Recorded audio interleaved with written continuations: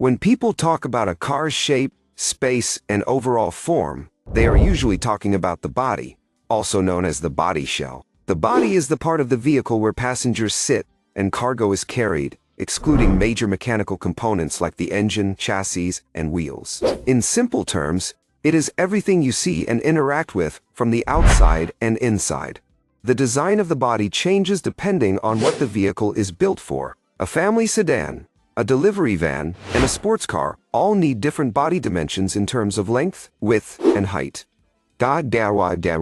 Modern vehicle bodies in the United States are typically made from steel or aluminum, with a strong focus on reducing weight while maintaining safety. In some models, composite or fiber-based materials are used to make the vehicle lighter and more efficient. Body styles are also how we classify vehicles in everyday language, such as sedan, hatchback, coupe, wagon, convertible, or roadster. Each style affects interior space, driving feel, and practicality in daily use.